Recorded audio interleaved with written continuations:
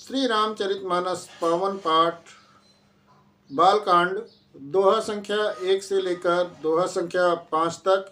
वर्णन गुरु वंदना, ब्राह्मण संत वंदना एवं खल वंदना। जय श्री राम। जथा सुअंजन अंजिद्रग साधक सिद्ध सुजान, कौतुक देखत सहल बन भूतल भूरि निधान। जैसे सिद्ध जनों को नेत्रों में लगाकर साधक सिद्ध और सुजान पर्वतों वनों और पृथ्वी के अंदर कौतुक से ही बहुत सी खाने देखते हैं। अंगुर पद रज मृदु मंजुल अंजन, नयन अमीय दृग दोष विभंजन। तई कर विमल विवेक विलोचन, वर्णौ रामचरित भव मोचन। श्री गुरु महाराज के चरणों की रज कोमल और सुंदर नयनामृत अंजन है, जो नेत्रों के दोषों का नाश करने वाला है। उस अंजन से विवेक रूपी नेत्रों को निर्मल करके मैं संसार रूपी बंधन से छुड़ाने वाले श्री राम चरित्र का वर्णन करता हूँ। बंदौ प्रथम मई सुर चरना, मोह जनित संशय सब हरना। सुजन समाज सकल गुण खानी, करऊ प्रणाम सप्रेम सुबानी। पहले पृथ्वी के देवता ब्राह्मणों के चरणों की वंदना करता हूँ, जो अज्ञान से उत्पन्न सब संदेहों को हरने वाले हैं। फिर सब गुणों की खान संत समाज को प्रेम सहित सुंदर वाणी से सादर प्रणाम करता हूँ। साधु चरित शुभ सरिस कपासु, निरस विशद गुणमय फल जासु। जो सही दुख पर छिद्र दुरावा, बंधनीय जही जग जस पावा। संतों का चरित्र कपास के चरित्र जीवन के समान शुभ है, जिसका फल नीरस विशद और गुणमय होता है। कपास की डोरी नीरस होती है, संत चरित्र में भी विषयासक्ति नहीं है, इससे वो भी नीरस है। कपास उज्जवल होता है, संत का हृदय भी अज्ञान और पाप रूपी अंधकार से रहित होता है, इसलिए वो भी विशद होता है। और कपास के गुण तंतु होते हैं, इसी प्रकार संत का चरित्र सद्गुणों का भंडार होता है, इसलिए वो गुणमय होता है, गुणों की खान होता है। जैसे कपास का धागा सुई के लिए हुए छेद को अपना तन देकर ढक देता है, और कपास जैसे लोढ़े जाने पर, काते जाने पर और बुने जाने का कष्ट सहकर भी वस्त्र के रूप में परिणित होकर दूसरों के गोपनीय स्थानों को ढकता है, उसी प्रकार संत स्वयं दुख सहकर दूसरों के छिद्रों दोषों को ढकते हैं, जिसके कारण उसने जगत में वंदनीय यश को प्राप्त किया है। मुद मंगलमय संत समाजू, जो जग जंगम तीरथ राजू। राम भक्ति जहाँ सुर चरिधारा, सरसई ब्रह्म विचार प्रचारा। संत समाज का आनंद और कल्याणमय है, जो जगत में चलता फिरता तीर्थराज प्रयाग है। जहाँ उस संत समाज रूपी प्रयागराज में राम भक्त रूपी गंगा की धारा है, और ब्रह्म विचार का प्रचार सरस्वती जी हैं। विधि निशेष समय कलिमल हरणी, करम कथा रविनंदनी भरणी। हरिहर कथा विराजति बेनी, सुनत सकल मुद मंगल देनी। विधि और निषेध, यह करो और यह न करो रूपी कर्मों की कथा कलयुग के पापों को हरने वाली सूर्य तनया यमुना जी हैं, और भगवान विष्णु और शंकर जी की कथाएं त्रिवेणी रूप से सुशोभित हैं, जो सुनते ही सब आनंद और कल्याणों को देने वाली, निर्मल करने वाली हैं। बट विश्वास अचल निज धर्मा, तीरथ राज समाज सुकर्मा। सबई सुलभ सब दिन सब देशा, सेवत सादर समन कलेशा। उस संत समाज रूपी प्रयाग में अपने धर्म में जो अटल विश्वास है वो अक्षय वट है, और शुभ कर्म ही उस तीर्थराज समाज का परिकर है। वो संत समाज रूपी प्रयागराज सब देशों में सब समय सभी को सहज ही प्राप्त हो सकता है, और आदत पूर्वक सेवन करने से क्लेशों का नाश, कष्टों का नाश हो सकता है, करने वाला है। अकत अलौकिक तीरथ राहु, देय सद्य फल प्रगट प्रभाऊ। वो तीर्थराज अलौकिक और अकथनीय है एवं तत्काल फल देने वाला है। उसका प्रभाव प्रत्यक्ष है। स्वनि समुझई जन मुदित मन, मज्जहि अति अनुराग। लाई चारि फले अछत तनु, साधु समाज प्रयाग। जो मनुष्य संत समाज रूपी तीर्थराज का प्रभाव प्रसन्न मन से सुनते और समझते हैं, और फिर अत्यंत प्रेम पूर्वक इसमें गोते लगाते हैं, वे इस शरीर के रहते ही धर्म अर्थ काम मोक्ष चारों फलों को स्वतः प्राप्त हो जाते हैं, पा जाते हैं। मज्जन फल पे किय तत्काला, का कोई पिक बकऊ मराला। सुनिया चरज करे जन कोई, सति संगति महिमा नहीं गोई। इस तीर्थराज में स्नान का फल तत्काल ऐसा देखने में आता है कि कौवे कोयल बन जाते हैं और बगुले हंस बन जाते हैं। ये सुनकर कोई आश्चर्य न करे, क्योंकि सत्संगत की महिमा छिपी नहीं है। बाल्मीक नारद घट जोनी, निज निज मुख निकही निज होनी। जलचर थलचर नभचर नाना, जे जड़ चेतन जीव जहाना। वाल्मीकि जी, नारद जी और अगस्त जी ने अपने अपने मुखों से अपनी होनी जीवन का वृत्तांत कहा है। जल में रहने वाले, जमीन पर चलने वाले, आकाश में विचरण करने वाले नाना प्रकार के जड़ चेतन जितने भी जीव इस जगत में हैं। मति की रति गति भूति भलाई, जब जही जतन जहाँ जही पाई। सो जानब सतसंग प्रभाऊ, लोकं वेद न आनव पाऊ। उनमें से जिसने जिस समय जहाँ कहीं भी जिस किसी यत्न से बुद्धि कीर्ति सद्गति विभूति ऐश्वर और भलाई पाई है, सो सब सत्संग का ही प्रभाव समझना चाहिए। वेदों में लोक में इनकी प्राप्ति का दूसरा अन्य कोई साधन नहीं है। बिन सत्संग विवेक न होई, राम कृपा बिनु सुलभ न सोई। सत्संगत मुद मंगल मूला, सोई फल सिद्धि सब सघन साधन सुफूला। सत्संग के बिना विवेक नहीं होता, और श्री राम की कृपा के बिना सत्संग सहज में मिलता नहीं। सत्संगत आनंद और कल्याण की जड़ है। सत्संग की सिद्धि प्राप्ति ही फल है, और सब साधन तो मात्र फूल ही हैं। सट सुधर ही सत्संगति पाई, पारस परस कुधातु सुहाई। विधि बस सुजन सुम सुसंगत करही, फन मन सम निज गुण अनुसरही। दुष्ट भी सत्संगत पाकर सुधर जाते हैं, जैसे पारस के स्पर्श से लोहा सुहावना हो जाता है, सुंदर सोना बन जाता है।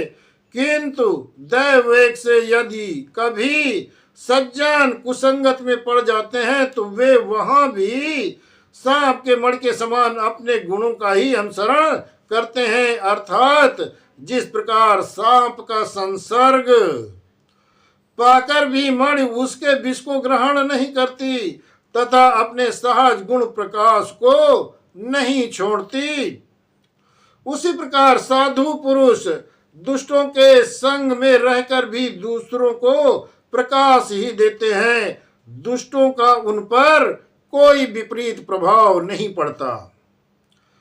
विधि हरिहर को विदबानी, कहत साधु महिमा सकुचानी। सोमो सन कई जात न कैसे, साक बनिक मणि गुण गण जैसे।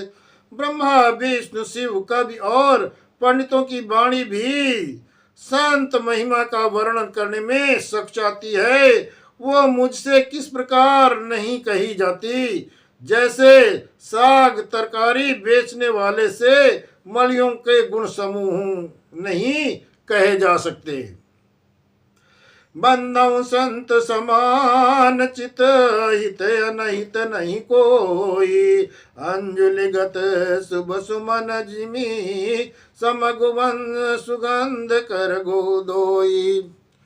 मैं संतों को प्रणाम करता हूँ जिनके चित्त में समता है, जिनका न कोई मित्र है न कोई शत्रु है। जैसे अंजल में रखे हुए सुंदर फूल, जिस हाथ ने फूलों को तोड़ा और जिसने उनको रखा, उन दोनों को हाथों को समान रूप से सुगंधित करते हैं, वैसे ही संत शत्रु और मित्र दोनों का ही समान रूप से कल्याण भला ही करते हैं।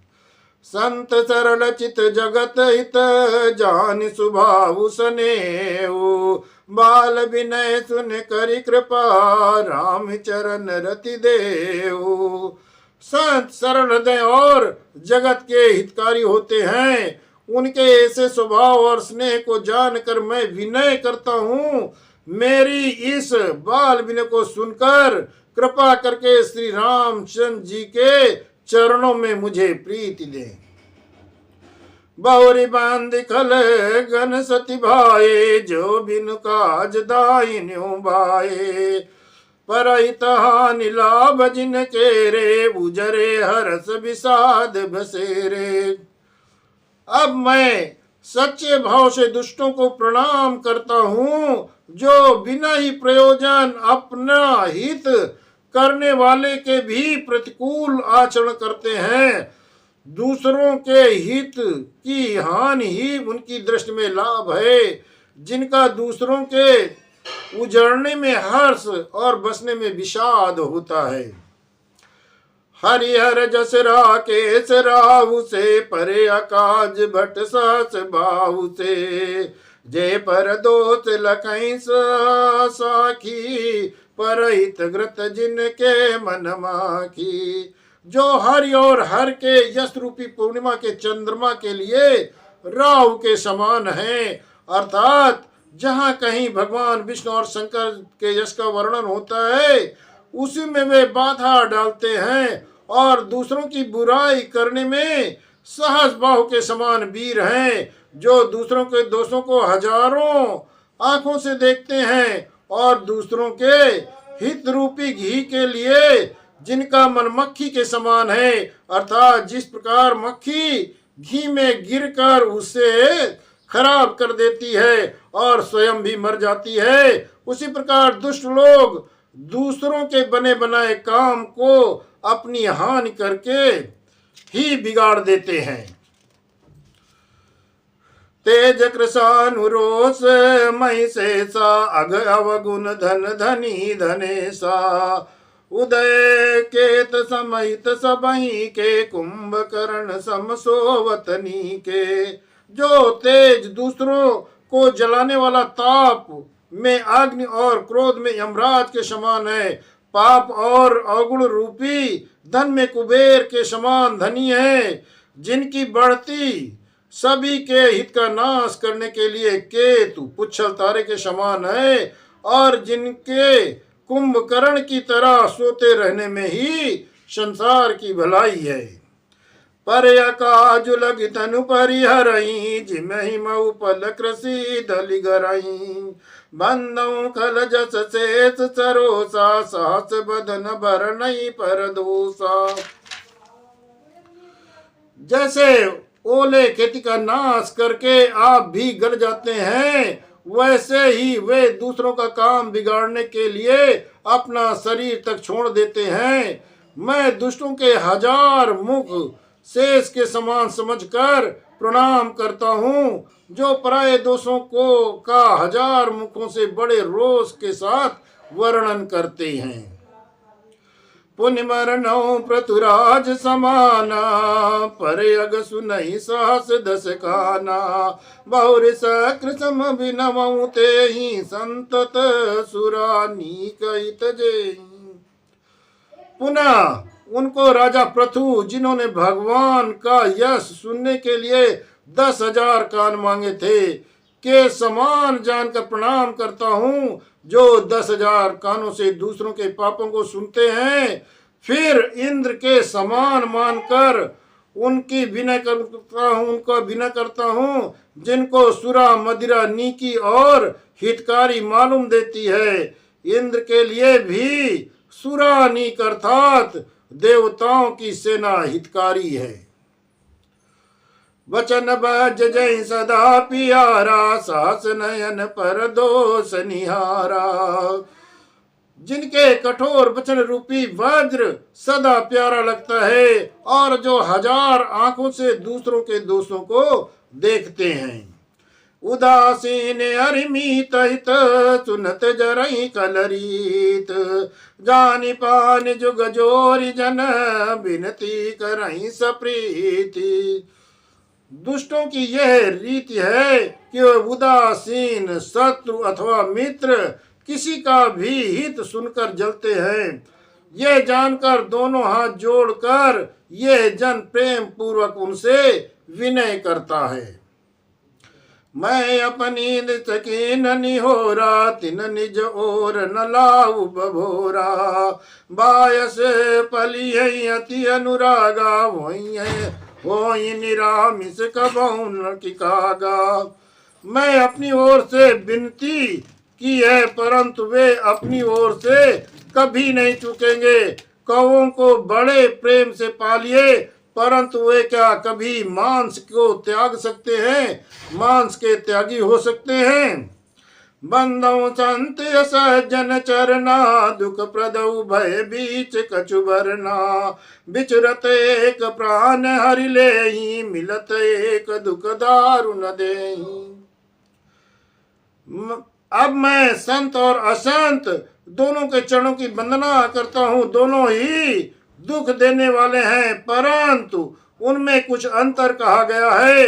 वो अंतर है कि संत तो बिछुड़ते समय प्राण हर लेते हैं और दूसरे असंत मिलते हैं तब दारुण दुख देते हैं। अर्थात संतों का बिछुड़ना मरने के समान दुखदायी होता है और असंतों का मिलना। उपजई एक संग जग माई, जलज जोक जिम गुण बिलगाई। सुधा सुरा सम साधु समाजु, जनक एक जग जलधि अगाधु। दोनों संत असंत जगत में एक साथ पैदा होते हैं, पर एक साथ पैदा होने वाले कमल और जोंक की तरह उनके गुण अलग अलग हैं। कमल दर्शन और स्पर्श से सुख देता है, किंतु जोंक शरीर का स्पर्श पाते ही रक्त चूसने लगती है। साधु अमृत के समान मृत्यु रूपी संसार से उबारने वाले हैं, असाधु मदिरा के समान मोह प्रसाद जड़ता उत्पन्न करने वाले होते हैं। दोनों को उत्पन्न करने वाला जगत रूपी अगाध समुद्र एक ही है। शास्त्रों में समुद्र मंथन से ही अमृत और मदिरा दोनों की ही उत्पत्ति बतलाई गई है। भले अनबल निज निज कर तूती, लात सुजसे अपलोक विभूति। सुधा सुधा कर सुर सरि साधु, गरल अनल कलिमल सरि व्याधु। गुण अवगुण जानत सब कोई, जो जई भावनीक तई सोई। भले और बुरे अपनी अपनी करनी के अनुसार सुंदर यश और अपयश की संपत्ति पाते हैं। अमृत चंद्रमा गंगा जी और साधु एवं विष अग्नि कलयुग के पापों की नदी अर्थात कर्मनाशा और हिंसा करने वाला व्याध। उनके गुण अवगुण सब कोई जानते हैं। किंतु जिसे जो भाता है उसे वही अच्छा लगता है। भलो भलाई पहलाई लाई निचाई नीचु, सुधा सराही अमरता गरल सराही मीचू। भला भलाई को ही ग्रहण करता है और नीच आदमी नीचता को ही ग्रहण करता है। अमृत की सराहना अमर करने में होती है और विष की सराहना मारने में होती है।